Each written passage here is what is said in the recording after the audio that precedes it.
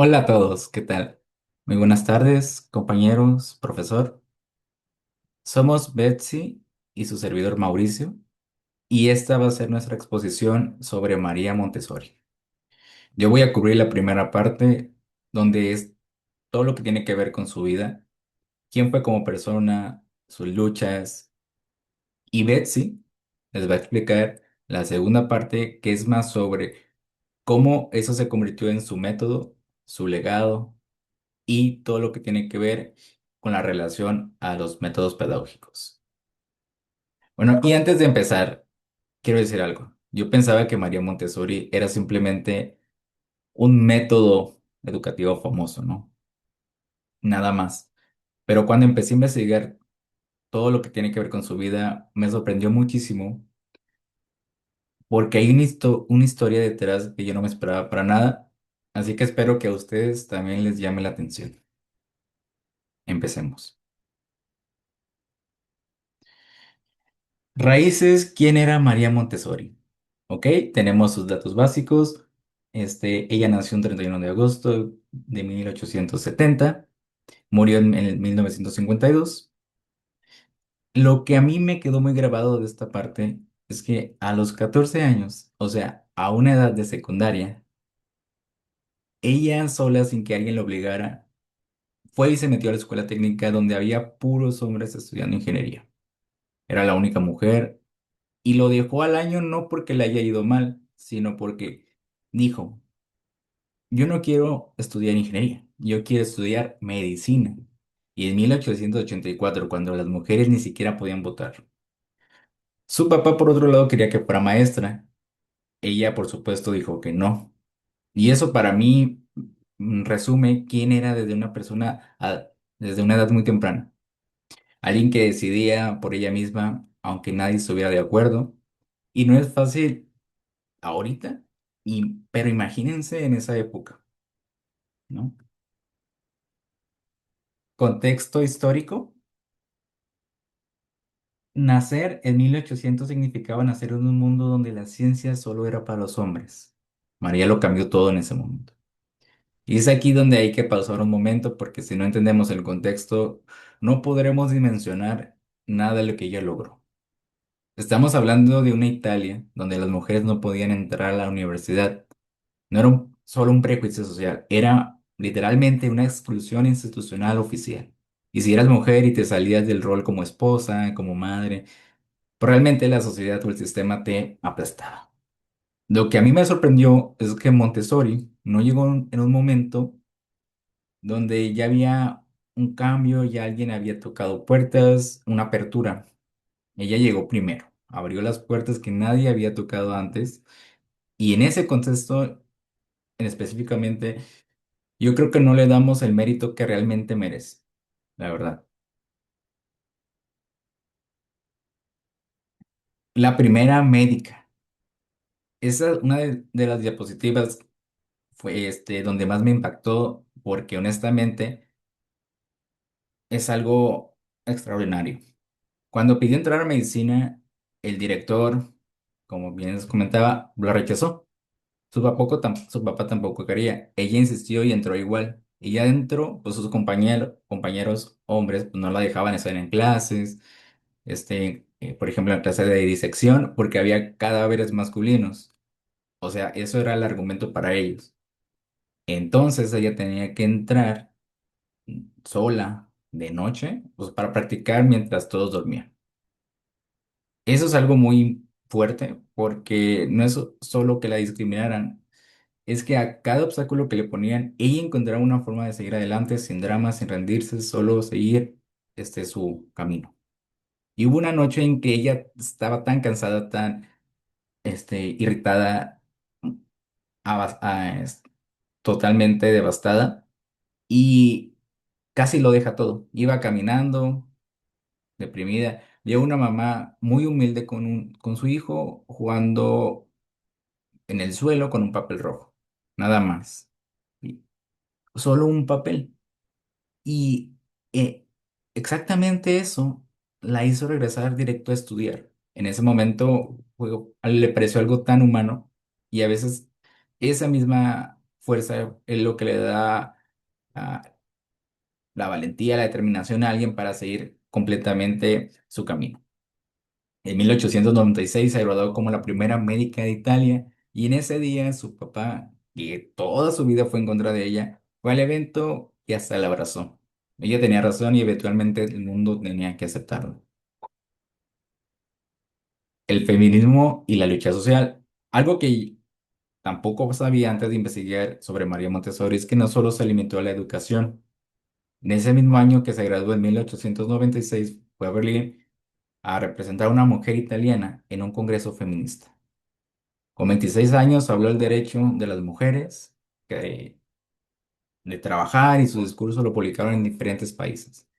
Después fue a Londres a denunciar el trabajo infantil en las minas de silicia. Años más tarde pudo dar un discurso sobre la paz por toda Europa. La nominaron 3 veces al Premio Nobel de la Paz y eso me parece algo tan importante porque muestra que entendía algo que muchos educadores no entienden. El problema de la educación no se resuelve solo en el aula. Tienes que ver con justicia, tiene que ver con política, en cómo tratar la sociedad a las personas más vulnerables. Y ya lo vivía, no solo lo decía. La siguiente diapositiva se llama El sacrificio de ser madre. Ok, esta parte cuando la leí me pareció, ¿a poco no? ¿En serio? María Montessori tuvo un hijo llamado Mario fuera del matrimonio. Y en esa época, para una mujer profesionista, y eso era básicamente el fin de todo lo que había construido con tanta lucha. Entonces, tomó la decisión más difícil que creo que una madre puede tomar. Mandó al niño a vivir con familiares en otra ciudad. Mario, el niño creció sin saber quién era su mamá. Ella lo representaba públicamente como su sobrino. Solo en su testamento, al final de su vida, lo reconoció como su hijo.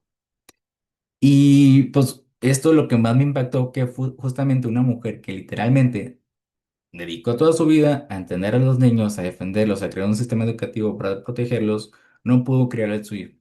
No porque no quiso, sino porque el mundo no le daba otra opción, sin destruir todo lo que ella tuvo que realizar durante varios años. Yo no la juzgo, al contrario, me parece que esta contradicción tan dolorosa la hace muy humana como todos los grandes pedagogos que han existido. Y realmente es una época donde a ella le tocó mucho sufrir. De la medicina a la pedagogía, ¿no? Ahora, ¿cómo se relaciona esto? Bueno, aquí empieza toda esa conexión que todos conocemos de ella. Su primer trabajo fue visitando asilos de niños con discapacidad mental y un día le dijeron que los niños jugaban con migajas del suelo. No de hambre, sino porque literalmente no tenían más con qué entretenerse, no tenían juguetes, nada, menos videojuegos.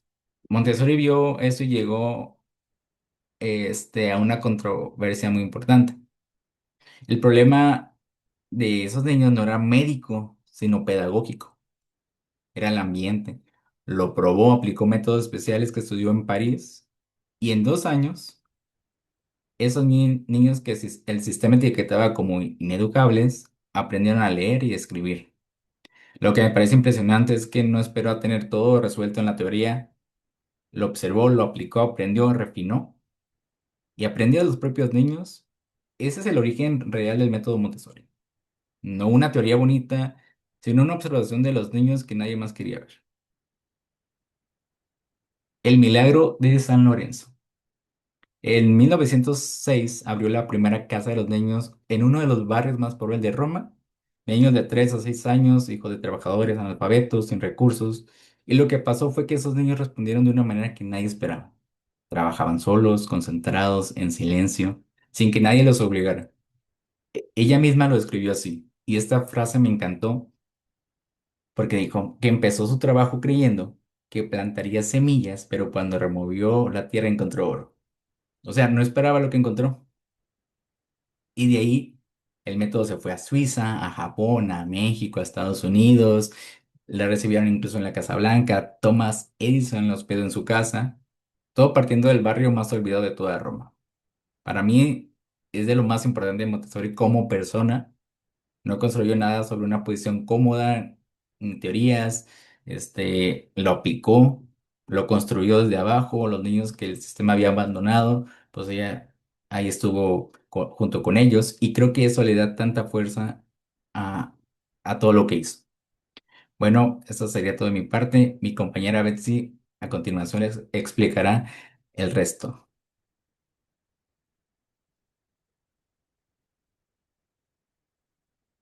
A continuación hablaremos de la integración pedagógica. Integración pedagógica. ¿Cómo aprende el ser humano? Mente absorbente. Más de una vez hemos escuchado que los niños son como una esponja. ¿Qué quiere decir esto? Que absorben todo. ¿Qué es esto? Lo que ven, lo que escuchan, lo que van desarrollando entre ellos. No se aprende memorizando, se aprende viviendo, tocando, moviéndose y eligiendo. El entorno es su primer maestro. Los sentidos son la puerta. Los sentidos los desarrollan y aprenden antes que del intelecto. Los materiales Montessori son sensoriales. ¿Qué quiere decir esto? Que el niño toca, pesa, clasifica, mide este tipo de materiales. El aprendizaje empieza por la experiencia. El movimiento aquí se toma como aprendizaje. Montessori fue pionera en rechazar la educación sedentaria y pasiva que predominaba en las aulas. También existe algo que se llama periodos sensibles. Existen ventanas de oportunidad en el desarrollo. Momentos en el que el niño aprende a confiar en su propio juicio. El maestro no enseña, guía. A continuación les platicaré de este tema. Una tabla que marca lo tradicional versus la guía Montessori. Emite conocimiento versus prepara el ambiente. Controla al alumno, observa y facilita. Habla, el niño escucha. El niño habla, actúa y descubre. Decide el ritmo de su clase versus respeta el ritmo individual. Corrige errores del niño. El material corrige solo. Centro de la clase versus se retira cuando el niño fluye. 6 cualidades de la guía Montessori, las cuales son: 1. Observadora científica. Registra su interfaz, su mayor habilidad es saber cuándo no intervenir. Preparadora del ambiente. Diseña espacios donde el aprendizaje sucede solo, sin presencia directa. Humilde y paciente. Sabe que su ego no puede ser más grande que la necesidad del niño. Respetuosa del ritmo. No apresura. Cada niño tiene su tiempo biológico de su desarrollo. 5. Conocedora del desarrollo. Sabe qué esperar y qué materiales se necesitan en cada una de las etapas. Y 6. Es entusiasta y amorosa. Su actitud emocional es la que inconscientemente el niño imita. El niño explora. El alumno explorador. Alumno explorador, constructor de sí mismo. Ayúdame a hacerlo por mí mismo. La frase más famosa atribuida a un niño de la casa Bambini, hoy el lema del método Montessori. Existen 5 derechos fundamentales del niño según Montessori. 1. El derecho al movimiento. El niño no puede aprender quedándose quieto. El movimiento no es distracción, es pensamiento en acción. Moverse es construirse. 2. Derecho a elegir. La libertad de elegir su actividad desarrolla la voluntad, la responsabilidad y la motivación intrínseca. No obedece, el niño decide. Derecho al error. Equivocarse no es fracasar, es el camino natural del aprendizaje. Los materiales autocorrectivos permiten que el niño se autoevalúe sin vergüenza. Derecho al trabajo profundo. El niño necesita tiempos largos de concentración sin interrupciones. La normalización es el estado de trabajo profundo y tranquilo que emerge en el ambiente adecuado. Y 5. Derecho a la comunidad. Los grupos multigrado 3, 6, 9 y 9, 12 años permite que los mayores enseñen a los menores y al enseñar aprender mejor. La cooperación, no la competencia. Propuestas pedagógicas Montessori en el aula real. ¿Cómo se ve el método Montessori dentro del aula concreta hoy? Estos son principios aplicados a la práctica docente real. Principio Montessori, ambiente preparado. ¿Cómo se aplica en el aula real? Organizar el aula en rincones o estaciones de trabajo con materiales accesibles, sin filas, mesas, en grupos o individuos según la actividad. Libertad con límites. El alumno elige entre actividades diseñadas por el docente. No hace lo que quiere. Elige dentro de las opciones con propósito pedagógico claro. Material autocorrectivo. El alumno revisa su propio trabajo con una rúbrica o guía antes de entregarlo. El error no lo corrige el maestro, el alumno lo descubre solo. Respeto al ritmo individual. No todos se entregan el mismo día, se manejan ventanas de tiempos flexibles. El maestro como guía. El docente circula, observa y solo interviene cuando el alumno lo solicita. Habla menos, diseña más, pregunta en lugar de explicar. Aprendizaje entre pares. Actividades donde los alumnos más avanzados apoyan a otros. Quien enseña aprende el doble. Se fomenta cooperación en lugar de competencia. A continuación les hablaré de la actualización tecnológica Montessori en la era digital. Actualización tecnológica Montessori en la era digital. Sus principios son la autonomía, la autocorrección y el ambiente preparado. Son más vigentes que nunca en la tecnología del siglo XXI. ¿Qué quiere decir esto? Que en la actualidad existen plataformas y herramientas las cuales pueden seguir usándose como tipo guía Montessori. Existen las apps de material autocorrectivo, como son las que tienen feedback inmediato. Existen las de ambiente preparado, espacios de aprendizaje híbridos, libertad con límites, aprendizaje personalizados de la inteligencia artificial, trabajo por proyectos, comunidad multigrado y el maestro como guía, facilitador o coach educativo. El docente moderno diseña experiencias de aprendizaje en vez de dar clases. ¿Qué quiere decir? Es la guía para ayudar a preparar el ambiente digital y se retira cuando todo fluye. Existe una analogía de las ideas que definen su pensamiento, la analogía del campesino y el oro. Comencé mi obra como un campesino que hubiera guardado la buena semilla, pero apenas removí los terrones de aquella tierra virgen, encontré oro en lugar de grano. Era como Aladino, que tenía entre sus manos el talismán que descubre tesoros ocultos. Lo que creía que haría con los niños era enseñarle. Lo que encontré fue que los niños en el ambiente correcto se enseñan solos. ¿Qué quiere decir esto? Que no necesitan que uno esté atrás de ellos, y no marcándoles sus errores, sino que ellos aprenden en su entorno. Dentro de la guía Montessori existen lemas inmortales, por ponerles así. Está: ayúdame a hacerlo por mí mismo. El niño que ha sentido la satisfacción de poseer un trozo de tierra no lo destruirá. La mayor señal del éxito de un maestro es poder decir, los niños trabajan como si yo no existiera. El niño no es un vaso que hay que llenar, sino un fuego que hay que encender. Dejaremos por aquí unas preguntas para debatir en clase. El legado vivo de María Montessori. María Montessori no solo fue una pedagoga, fue una mujer que se atrevió a ser médica cuando las mujeres no podían serlo. Amó en silencio cuando la sociedad le prohibía amar abiertamente, que vio en los niños más olvidados del mundo un tesoro que nadie había sabido descubrir. Escuelas Montessori en más de 120 países, libros traducidos a 22 idiomas, 3 nominaciones al Premio Nobel de la Paz, miles de guías formadas en 5 continentes, influencia en Piaget, Erikson y la neurociencia. Sus ideas inspiran la educación del siglo XXI. El niño no es un ser del futuro que hay que preparar, es un ser del presente que hay que respetar. María Montessori. Gracias.